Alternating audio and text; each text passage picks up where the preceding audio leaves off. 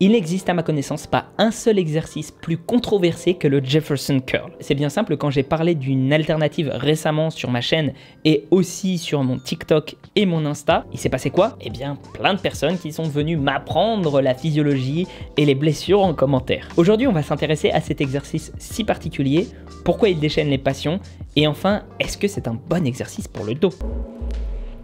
Tu veux apprendre l'anatomie et en même temps décorer fièrement ton salon? Ça tombe bien, j'ai lancé les posters L'anatomie des guerriers pour ton plus grand plaisir. Tous les muscles superficiels détaillés et répertoriés. Et par-dessus le marché, pour accompagner ça, j'ai aussi lancé une formation afin de t'en servir au mieux. Plus de 4 heures de vidéo, un document de 200 pages bourré de schémas biomécaniques et d'exercices optimaux, ainsi qu'une autorisation de réutiliser les 10 schémas gratuitement dans tous tes projets. T'attends quoi? Tous les liens sont disponibles en description. Bienvenue sur Geek & Fit. L'objectif de cette chaîne autour du sport est simple, remettre l'individu, c'est-à-dire toi qui regardes la vidéo, au centre des priorités. Formulé autrement, mon objectif c'est que tu progresses. Pas de méthode miracle, magique, pas de bullshit. Je te donne mes sources en description et je te dis quand j'en ai pas. Je vais peut-être utiliser des mots compliqués, je vais sans doute avoir l'air condescendant. Ne t'y trompe pas, c'est parce que je veux t'expliquer des choses sans pour autant te prendre pour un ou une idiote. Pour progresser, il y a deux solutions. Qu'on t'apporte quelque chose de positif ou qu'on te retire quelque chose de négatif. Aujourd'hui, la vidéo va s'orienter un petit peu des deux côtés. Ça fait des années et des années qu'on dit aux gens dans les salles de musculation de garder leur dos droit sur le soulevé de terre, sur le squat. C'est même peut-être le conseil sur lequel l'essentiel des coachs sportifs en France sont d'accord. Ou du moins l'étaient jusqu'à récemment. En effet, le Jefferson Curl est venu mettre un coup de pied dans la fourmilière. Je ne sais absolument pas d'où il tire son nom, je n'ai pas fait de recherche là-dessus, et te faire un historique du mouvement ne m'intéresse que moyennement. Je vais plutôt te présenter pourquoi celui qu'une majorité des personnes sur la planète ont longtemps considéré comme étant le meilleur expert mondial sur la santé du dos est aujourd'hui largement remis en question. À quel point la science arrive à nous apporter des réponses sur ces sujets. Et spoiler, ça va peut-être te surprendre. Parce qu'empiriquement, de plus en plus d'athlètes commencent à intégrer le Jefferson Curl dans leur entraînement aux grandes dames d'un sacré paquet de gens. Et ils ne semblent pas se blesser, voire pire, ils performent mieux. Stuart McGill a longtemps fait l'alpha et l'oméga des recommandations sur la santé du bas du dos. En effet, il a dédié sa carrière entière à la colonne vertébrale. Il a fait plein d'expériences scientifiques, il a écrit des livres, il a ses propres formations, il a entraîné des athlètes d'un niveau incroyable, plein d'athlètes olympiques, par exemple aussi Georges St-Pierre qui est venu le voir alors qu'il était désespéré avec le bas de son dos et miracle, McGill a réussi à le remettre sur pied. Bref, c'est une pointure. Pour autant, récemment, il s'est fermement opposé au Jefferson Curl et on peut le comprendre quand on sait ce qu'il prêche depuis un long moment. Ce qu'il dit, c'est que les muscles de la colonne vertébrale sont faits pour empêcher qu'elle bouge. Ainsi, il propose de travailler en gainage, en anti-rotation, en anti-flexion. Il a par exemple créé ce qu'on appelle le Big Free, des exos justement qui exploitent ces principes-là. Alors je ne veux pas lui faire dire ce qu'il n'a pas dit, il n'est pas contre le mouvement du dos. Il est contre un mouvement du dos avec une charge supplémentaire qu'il attribue comme étant la principale cause des hernies discales. La colonne et en particulier la colonne lombaire faisant majoritairement des hernies discales en arrière, cela prouve que le pincement du disque s'effectue vers l'avant et donc naturellement lors d'une flexion de la colonne. L'autre argument phare de ce camp, notamment défendu par Aaron Archig, je ne sais pas comment est-ce qu'on prononce son nom, mais je pense que c'est ça, c'est que c'est plus beau, que c'est plus naturel. Enfin, c'est à peu près ça que j'en ai compris en tout cas. Mais alors qu'est-ce qui vient perturber tout ce beau monde? Pourquoi on s'est même mis à faire du Jefferson Curl et à dire que c'était bien?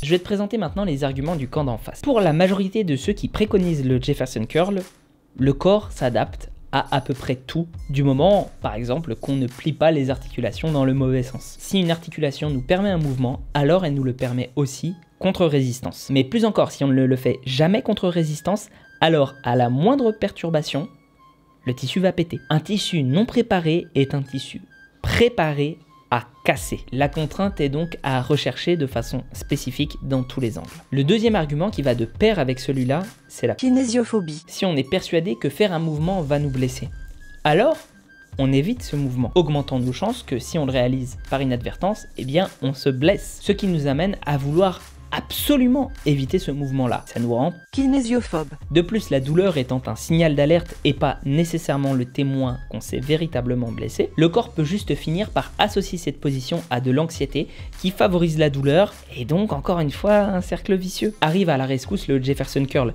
qui non seulement renforce les structures mais aussi permet mentalement de se dire en fait je suis fort avec mon bas du dos en flexion.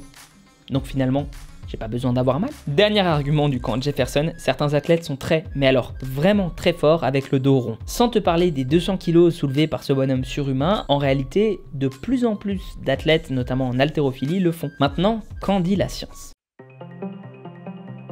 Tu vas voir beaucoup de fois sur Instagram des études ressortir qui comparent la position stoop à la position squat pour soulever des choses. Moi, je pensais naïvement que la position stoop, c'était le dos rond et le squat, c'était un squat. Dans ce genre d'études, donc, on ne voit jamais de différence significative en termes de blessure. C'est bien, non? On pourrait se dire que l'affaire est pliée. Finalement, dos rond, dos plat, on s'en fout, c'était juste une assumption basée sur n'importe quoi. Oui, mais en fait, le stoop, ça n'a rien à voir avec le dos rond. C'est ne pas plier les genoux quand on soulève quelque chose. En définitive, c'est un soulevé de terre. Et très souvent, la position de la colonne vertébrale n'est pas spécifiée. En fait, même, je crois que c'est le cas dans aucune étude. Donc c'est une vaste blague. Si tu vois quelqu'un te dire qu'on peut soulever dos rond parce qu'on a une étude empirique qui te dit que oui, c'est le cas, bah non. En tout cas, pas à ma connaissance quand j'avais mené ces recherches il y a de ça à peu près 1 an. Dès lors, la science ne dit empiriquement pas grand-chose et il faut se reposer sur des mécanismes communs. Or, ces mécanismes, la loi de Wolff et tout ce qui est un peu assimilé pour les muscles, la surcharge progressive, etc., nous montrent qu'on n'a pas spécifiquement à craindre si on y va suffisamment progressivement. Ou plutôt, devrais-je dire, aurait tendance à nous montrer que. Mais du coup, comment faire la part des choses? À quoi se fier?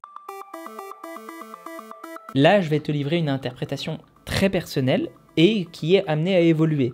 Donc ne le prends pas pour argent comptant. Pour ce que ça vaut, chez tous mes coachés chez qui je l'ai intégré, je n'ai jamais vu aucune blessure. Bien au contraire, l'essentiel des gens ont diminué leur douleur au lombaire. Pour toutes les actions articulaires que nous pouvons effectuer, il n'y a guère que la flexion ou l'extension de la colonne qui pose autant débat. À mon avis, nous cherchons juste à la surprotéger parce que c'est là où nous nous faisons mal. Mais faut pas oublier que pour toutes les raisons que je t'ai citées précédemment, douleur, ça ne veut pas dire blessure. Et s'il y a une chose qu'on sait bien, c'est que le corps est résilient. Je te conseillerais néanmoins d'y aller très progressivement si tu veux l'intégrer dans ton entraînement. Car nous n'avons, au départ en tout cas, quand on commence, que peu de contrôle moteur et sensoriel sur cette région. Si tu regardes l'homoncule des sensations, le bas du dos est pas hyper bien représenté, non? Pas de panique, hein, ça s'adapte, on peut gagner plus de sensibilité, un peu comme au départ tu ressentais pas tes muscles travailler quand tu as commencé la musculation, et puis au fur et à mesure, tu as appris ce que c'était. Maintenant, partie pratique,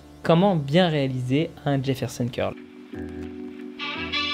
Alors tu peux choisir soit de te mettre sur un banc pour avoir un petit peu plus d'amplitude, soit de faire ça comme un deadlift au sol. L'idée c'est d'avoir le dos le plus rond possible et qui se déroule de la façon la plus complète possible. Ainsi tu réduiras un minimum le bras de levier et la tension qui s'exerce sur tes lombaires. Donc ne cherche pas à faire comme un deadlift mais dos rond. Non. Cherche plutôt à dérouler ta colonne. Tu peux le mettre dans l'échauffement d'une séance pour le travailler souvent, au moins au départ. Comme ça, eh bien, tu t'habitues au fur et à mesure et tu gagnes en skill dessus. Passer 1 ou 2 mois d'acclimatation, intègre-le dans une séance classique si tu en as envie, avec une progression standard mais conservative. Rajoute pas 10 kg toutes les semaines. Bref, voilà, j'espère que j'aurai rapidement démystifié cet exercice. Et si ce genre de contenu un petit peu scientifique, un petit peu de décryptage t'intéresse, je fais des revues informelles d'études pour 2 € par mois. Tu as déjà plus de 300 vidéos disponibles, donc largement de quoi faire. Si jamais ça te tente, hein, voilà, hein, c'est pas, voilà, tu t'es forcé à rien. Pour ça, il faut soutenir la chaîne YouTube. Et sinon, eh bien, simplement un like, un partage, t'abonner, etc. C'est déjà beaucoup. Donc, ne t'en fais pas, je ne t'en voudrais pas si tu n'achètes pas des choses. Sur ce, prends soin de toi et à la prochaine.